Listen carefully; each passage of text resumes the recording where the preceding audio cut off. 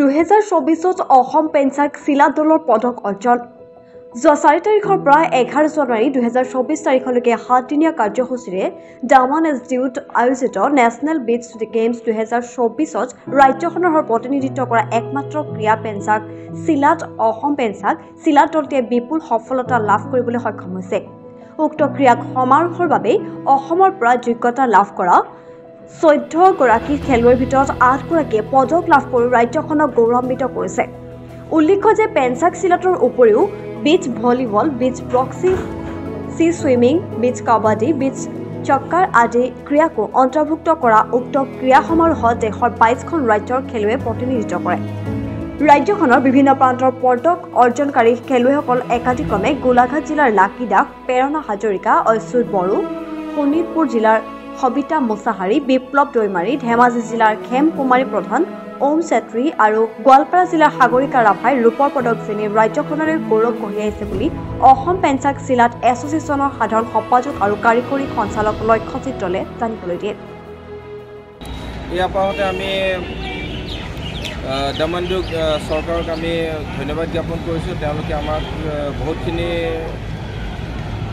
সুবিধা কৰি দিলে। বহুত ক্ষেত্ৰত আমাৰ একেবাৰে লগতে চাহটো তেওঁলোকৰ যিসকল নেতৃবৃন্দ আছিলে, যিসকল আয়োজক সমিতি আছিলে, সকলোৱে তেওঁলোকে বিভিন্ন প্ৰকাৰে আমাক সহায় কৰিছে আৰু কোনো ধৰণৰ অসুবিধা আমাক সন্মুখীন হ'ব দিয়া নাই। আহমেদাবাদৰ পৰা তেওঁলোকে আমাক লৈ গৈছে, আমাক আগত থৈ দিছে।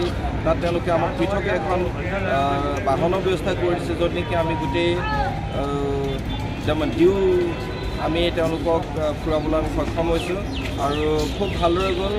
আৰু এইটো খুব সম্ভৱ আমাৰ গোটেই বৰ্ষটোৰ কাৰণে এটা ভাল বাৰ্তা। আৰম্ভণি ভাল মানে শেষলৈকে ভাল হ'ব আৰু পুনৰবাৰ গোটেই অসমবাসীলৈ আমি ধন্যবাদ জ্ঞাপন কৰিছোঁ, অভিনন্দন জ্ঞাপন কৰিছোঁ। আৰু আমাৰ সমূহ খেলুৱৈ যিসকলে আজি পদক অৰ্জন কৰি অসমক উজ্বলাই তুলিলে, গোটেই ভাৰতবৰ্ষতে, গোটেই দেশখনতে, আমি সকলোকে তেওঁলোকৰ লগতে আমি তেওঁলোকৰ গোটেই অভিভাৱক প্ৰশিক্ষকসকলকে আমি অসম পেঞ্চাক চিলাত এছ'চিয়েশ্যনৰ তৰফত কৃতজ্ঞতা আৰু ধন্যবাদ জ্ঞাপন কৰিছোঁ। ধন্যবাদ।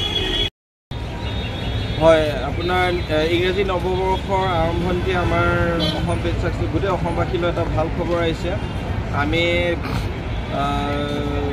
এই যিটো চলি আছে এতিয়া 4 জানুৱাৰীৰ পৰা 11 জানুৱাৰীলৈকে 2024 চনত আপোনাৰ ডামানডুত নেশ্যনেল বিচ গেম 2024 অনুষ্ঠিত হৈছে আৰু তাত আমি 5 তাৰিখৰ পৰা 7 তাৰিখলৈকে আমাৰ অসম পেঞ্চাক চিলাত খেল হৈছিলে আৰু বিভিন্ন স্পৰ্টছ ডিচিপ্লিন তাত অন্তৰ্ভুক্ত কৰা হৈছে। তাৰ ভিতৰত পেঞ্চাক চিলাটো আছে আৰু পেঞ্চাক চিলাত বিশেষকৈ আমাৰ অসম দলে আমাৰ 14 গৰাকী খেলুৱৈ ইয়াত অংশগ্ৰহণ কৰিছিলে। তাৰ ভিতৰত আমি 8টাকৈ পদক অৰ্জন কৰিবলৈ সক্ষম হৈছোঁ আৰু আমাৰ প্ৰেৰণা হাজৰিকা, লাকি দাস, অচ্যুত বড়ো, সবিতা মুছাহাৰী আৰু আমাৰ খেম কুমাৰী প্ৰধান, এই 5টাকৈ আমি তেওঁলোকে গোটেইকেইটা খেলুৱৈ আমাৰ গ'ল্ড এচিভ কৰিছে, গ'ল্ড মেডেল এচিভ কৰিছে। আৰু আমাৰ ওম চেত্ৰী ৰূপৰ পদক অৰ্জন কৰাৰ উপৰি আমাৰ সাগৰিকা ৰাভাই আৰু আমাৰ বিপ্লৱ দৈমাৰীয়ে ৰূপৰ পদক অৰ্জন কৰিছে আৰু অসম দলটো বেষ্ট টিম হিচাপে ঘোষণা কৰাইছে আৰু আমাক তেনেকৈ সন্মানিত কৰাইছে। আমি ইয়াৰ কাৰণে আমি গোটেই অসমবাসী ৰাইজক ধন্যবাদ জ্ঞাপন কৰিছোঁ। সকলো আমাৰ শুভাকাংক্ষী যিসকল আমাৰ আছাম পেঞ্চাক চিলাত এছ'চিয়েশ্যনৰ লগত আমাৰ লগত থাকি পেলাই কাম কৰিছে, যিসকল আমাৰ খেলুৱৈসকলৰ অভিভাৱক, লগতে আমাৰ জিলা সন্থাসমূহৰ সভাপতি সম্পাদক সমূহ নেতৃবৃন্দ, অসম পেঞ্চাক চিলাত এছ'চিয়েশ্যন সকলোকে আমি এই মুহূৰ্তত নৱবৰ্ষৰ শুভেচ্ছা, লগতে আমি আগন্তুক ভোগালী বিহুৰ শুভেচ্ছা জ্ঞাপন কৰিছোঁ।